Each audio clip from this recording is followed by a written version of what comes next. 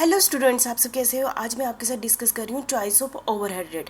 जैसे कि आप सभी को पता है कि पिछली काफ़ी सारी वीडियो में हमने क्या डिस्कस किया है, ओवरहेड रेट किसे कहते हैं। ठीक है, हमारे पास बहुत ही वैरायटी है ओवरहेड रेट की। ठीक है, तो ये डिपेंड करता है क्योंकि अब हमारे पास बहुत वैरायटी है, तो इसका मतलब ये इंडस्ट्री अलग अलग है हमारे पास। एक इंडस्ट्री के अंदर बहुत सारी कंपनियाँ भी अलग अलग बिजनेस करती हैं। इंडस्ट्री के मतलब वो तो एक जैसा बिजनेस करती है ना एक इंडस्ट्री के अंदर, तो वो डिपेंड करता है। हर इंडस्ट्री अपने अकॉर्डिंग ओवरहेड रेट जो भी उसको सूट करता है वो लेगी। बल्कि एक ही इंडस्ट्री के अंदर जो सेम बिजनेस करती हैं वो भी अलग अलग रेट रखती है।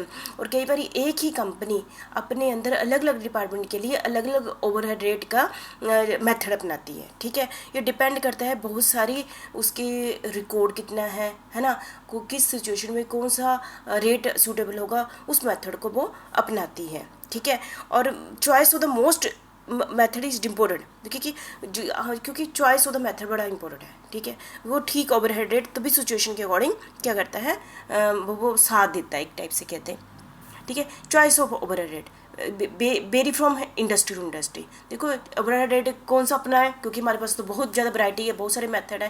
ये डिपेंड करता है इंडस्ट्री की सोच कैसी है, इंडस्ट्री की सोच क्या, इंडस्ट्री कैसी है उसका भी फर्क पड़ता है। और some firm use separate overhead rate for each type, मतलब कि अपनी एक ही फर्म अपने अंदर अलग अलग डिपार्टमेंट के लिए अलग अलग ओवरहेड रेट डिसाइड करती है। ठीक है, तो किन किन चीज़ों का ओवरहेड रेट कौन सा मेथड यूज़ करें डिपेंड करता है टाइप ऑफ द इंडस्ट्री, किस टाइप की इंडस्ट्री है, नेचर ऑफ द प्रोडक्ट। हो सकता है कि एक ही जो कंपनी है, एक ही बिजनेस, वो अलग अलग टाइप का प्रोडक्ट बनाती है। ठीक है, बड़ी वैरायटी के, तो अलग अलग वैरायटी के प्रोडक्ट के लिए कई जगह लेबर इंपॉर्टेंट है, कई जगह मशीन का ज़्यादा रोल है, कई जगह मटेरियल का ज़्यादा रोल है, तो उसके हिसाब से वो ओवरहेड रेट वाला मेथड अपनाएगी। Nature of the product, process of manufactures, कई बार प्रोडक्ट बहुत सारे प्रोसेस से होकर गुजरता है, पहला प्रोसेस, दूसरा प्रोसेस, तीसरा प्रोसेस, तो उस केस में भी वो उसको जो मेथड सूट करता है वो वाला मेथड अपनाएगी। ठीक है, ऑर्गेनाइजेशन सेटअप, एक ऑर्गेनाइजेशन स्ट्रक्चर होता है ना, आप सभी को बताया उसका स्ट्रक्चर कैसा है, उसका सेटअप कैसा है, क्योंकि आपको पता है कि हमने जब रेट मारने होते हैं तो उसका ऑर्गेनाइजेशन सेटअप का भी बहुत ज़्यादा फ़र्क पड़ता है। इंडिविजुअल रिक्वायरमेंट, हो सकता है कि जो बिजनेस मैनेजमेंट है और जो ओनर है उसकी रिक्वायरमेंट कैसी है, उसका भी कौन सा choice of the overhead rate पर इफेक्ट पड़ता है। ठीक है, पॉलिसी ऑफ द मैनेजमेंट की जो पॉलिसी है ना, उसका भी इफेक्ट पड़ता है। Capacity eight which the factory is working full और अंडर, हो सकता है कोई फैक्ट्री फुल 100% मशीन का यूज़ करी है, कोई फैक्ट्री अपनी मशीन का 80% यूज़ करी है, कैपेसिटी अलग अलग यूज़ करी ना, तो उस हिसाब से वो उसका मेथड भी अलग ही अपनाएगी। Choice of the overhead rate, अभी जितने भी टॉपिक मैंने बोले आपके माइंड में चल पड़े होंगे, क्योंकि आपको सारे मेथड पता है, तो आपको इसको सुनते ही आपके मन में आ गया होगा इस सिचुएशन में ये वाला मेथड होगा, इस सिचुएशन में ये वाला मेथड शायद ज़्यादा सूट करेगा, तो आप थोड़ा सा तो आपके मन में आ गया होगा।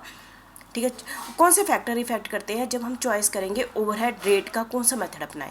ठीक है, तो सबसे पहले इक्विटेबल अपॉर्शनमेंट ऑफ ओवरहेड, हम ऐसा मेथड अपनाएंगे। आपको पता है कि एक ही बिजनेस में काफ़ी सारे डिपार्टमेंट होते हैं ना, प्रोडक्शन डिपार्टमेंट, हम ये चाहेंगे कि ओवरहेड रेट सभी में इक्वल पड़े। इक्वल का मतलब ये नहीं कि बराबर पड़े, मतलब कि है जिसका जितना हिस्सा, जिसने जितना बेनिफिट उठाया जिस प्रोडक्शन डिपार्टमेंट ने, उसको उतना उसी के अकॉर्डिंग उसको ओवरहेड का हिस्सा मिल जाए, उसको हम क्या कहते हैं, इक्विटेबल अपॉर्शनमेंट ऑफ ओवरहेड कहते हैं। Simple and easy to utilise, हम ऐसा ओवरहेड रेट से अपनाएंगे जो बहुत ही सिंपल, उसको कैलकुलेट करना इजी है और उसको अंडरस्टैंड करना भी इजी और बहुत ही कन्वीनियंट है। ठीक है, रिलेशनशिप विद टाइम फैक्टर, हमने बहुत सारे स्टार्टिंग में ओवरहेड रेट के मेथड पढ़े थे ना, जहाँ पर टाइम फैक्टर को इंपॉर्टेंस नहीं दी गई है, लेकिन हमें ऐसा मेथड यूज़ करना जो जिसमें टाइम फैक्टर को इंपॉर्टेंस दी गई है। ठीक है, कि टाइम कितना लगता है एक जॉब को, हो सकता है एक जॉब में टाइम आधा लगता है, दूसरी जॉब में टाइम डबल लगता है। ठीक है, तो जैसे तो तब हम direct basis percentage direct basis है ना, क्योंकि बेसिस हम किस बेस पे बनाते हैं, टाइम के बेस पे बनाते हैं, तो उस केस में हम डायरेक्ट मटेरियल कॉस्ट को यूज़ नहीं करेंगे। सेपरेट रेट फॉर मैनुअल और मशीन वर्क, इसका मतलब क्या हुआ, ये भी हमें कई सारे मेथड की ड्रॉबैक था ना, कई जगह इसको इंपॉर्टेंस नहीं दी गई है। मैनुअल वर्क क्या होता है, जिसमें हाथों से काम करते हैं, है ना, और मशीन वर्क जहाँ मशीन से काम करते हैं, जहाँ पर मशीन से काम होगा वहाँ पर रिपेयर का खर्चा भी होगा, वहाँ मेंटेनेंस का खर्चा भी होगा, वहाँ डेप्रिसिएशन का भी खर्चा होगा। ठीक है, तो इसका मतलब वहाँ पर ओवरहेड रेट क्या होगा, वहाँ पर खर्चे ज़्यादा होंगे, ओवरहेड रेट अलग होगा। जहाँ पर हाथों से काम होता है वहाँ पर ओवरहेड रेट अलग होता है, इसलिए हमने ऐसा ओवरहेड रेट बनाना है जहाँ पर इन दोनों का अलग अलग सेपरेट रेट निकालना है। ठीक है, नेक्स्ट है हमारा different overhead rate for different department, different overhead rate for different department. यदि कोई कंपनी ऐसा सामान बनाती है और डिफरेंट डिपार्टमेंट है, डिफरेंट डिपार्टमेंट उनका काम ही अलग अलग है, ठीक है, और तो उनका ओवरहेड रेट भी, उनका जो बेसिक रिक्वायरमेंट है हर डिपार्टमेंट की अलग है, कहीं लेबर इंपोर्टेड है, कहीं पर मशीन इंपोर्टेड है, कहीं पर मैनेजमेंट इंपोर्टेड है ना, तो वहाँ पर ओवरहेड रेट क्या होंगे, अलग अलग निकलेंगे, ठीक है। Selection of availability of the information, देखो ओवरहेड रेट तभी निकलेगा ना यदि हमारे पास प्रॉपर इन्फॉर्मेशन होगी। यदि हमें पेरोल है ना, यदि कई जगह हमें वर्कर डायरेक्ट वेजेस चाहिए होती हैं, है ना, कई जगह हम लेबर आवर चाहिए, यदि हमारे पास इन सब का अच्छे से रिकॉर्ड होगा तभी हम वो वाला ओवरहेड रेट अपनाएंगे। यदि वो ही रिकॉर्ड नहीं होगा तो हम ओवरहेड रेट नहीं अपनाएंगे। इसका कहने का मतलब है जो इन्फॉर्मेशन अवेलेबल होगी उसके अकॉर्डिंग हम ओवरहेड रेट वाला मेथड अपनाएंगे, ठीक है। Change of method, change of method मतलब कंपनियाँ क्या करती हैं कि ऐसा नहीं कि एक ही मेथड बना ले हमेशा, वो बीच में मेथड को क्या करती रहती हैं, चेंज भी करती रहती हैं। Change in the factor on which it is based, ठीक है। नेक्स्ट है हमारा the work done by skilled worker should be distinction from work done by unskilled worker. मतलब कि बहुत सारी कंपनियां, बहुत सारे बिजनेसमैन क्या करते हैं कि स्किल्ड, जैसे हमने बहुत सारे मेथड पढ़े हैं, वहाँ पर स्किल्ड और अनस्किल्ड को बराबर माना गया है। नहीं, जहाँ पर अनस्किल्ड वर्कर होंगे वो जब काम करेंगे वो बहुत सारी वेस्टेज करेंगे, ठीक है, आइडल टाइम भी वहाँ पर होगा, ठीक है, तो बहुत सारे वहाँ पर ओवरहेड कॉस्ट ज़्यादा पड़ेगी। और बहुत सारे जो स्किल्ड वर्कर है वो अच्छे ढंग से काम करेंगे, कम टाइम में करेंगे और अच्छा काम करेंगे। तो पहले चीज़ें भी ध्यान में रखकर ही इन फैक्टर को हम कंसीडर करने के बाद ही हम क्या करेंगे, क्या कंसीडर करेंगे, तो उसके बेस पर हम डिसाइड करेंगे कि कौन सा ओवरहेड रेट सूटेबल होगा और कौन सी किस टाइप की इंडस्ट्री के लिए। तो कोई डिपेंड करता है नेचर, हमारा डिसीजन, पर्सनल रिक्वायरमेंट, बहुत सारे फैक्टर का इफेक्ट पड़ता है जब हम ओवरहेड रेट की चॉइस करेंगे, ठीक है।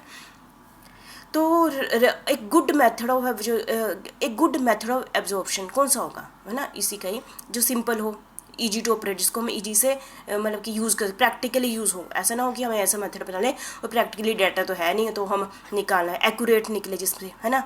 इकोनॉमिक इन एप्लीकेशन, जिसके हम इकोनॉमिक इन एप्लीकेशन मतलब कि जहाँ पर खर्चा ना पड़े ज़्यादा, ऐसा मेथड हो।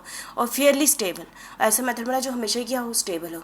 रिलेशन टू टाइम फैक्टर, जहाँ पर टाइम फैक्टर दिया हो, जैसे हमने बोला ना डायरेक्ट लेबर आवर रेट, है ना, यहाँ पर ठीक है, ये सारे एक अच्छे मेथड में होने चाहिए ऑब्जर्वेशन के, है ना। ओवरहेड रेट का ऑब्जर्वेशन से रिलेटेड है, ये आपको बताइए। Preferably departmental rate as compare to blanket rate, हम कौन से रेट को ज़्यादा प्रेफरेंस देंगे। ब्लैंकेट रेट भी आपको पता है क्या होता है, डिपार्टमेंटल रेट भी आपको पता है, तो प्रेफर हम किसको देंगे, डिपार्टमेंटल रेट। ब्लैंकेट तो पूरा एक ही हो गया ना, तो इसको प्रेफरेंस दी जाती है किसको, डिपार्टमेंटल रेट को। तो मुझे लगता है कि आपको इस वीडियो से बहुत अच्छे ढंग से पता चल गया कि ओवरहेड रेट जब हमने चॉइस करना है ना, क्योंकि हमने बहुत सारी वीडियो में बहुत टाइप के ओवरहेड रेट को डिस्कस किया है, तो ऐसे थोड़ी कि हम सारे ही यूज़ कर लेंगे, वो डिपेंड करता है कौन से फैक्टर, कौन सी चीज़ें के बेस पर, कि हर के जैसे मेरी रिक्वायरमेंट अलग है, आपकी अलग है, आपके फ्रेंड की रिक्वायरमेंट अलग है, जो उसको सूट करता होगा वो उसको अकॉर्डिंग चूज़ करेगा, ठीक है। Choice of overhead rate method, ठीक है। तो मुझे लगता है काफ़ी कुछ सब पता चल गया। Thank you very much.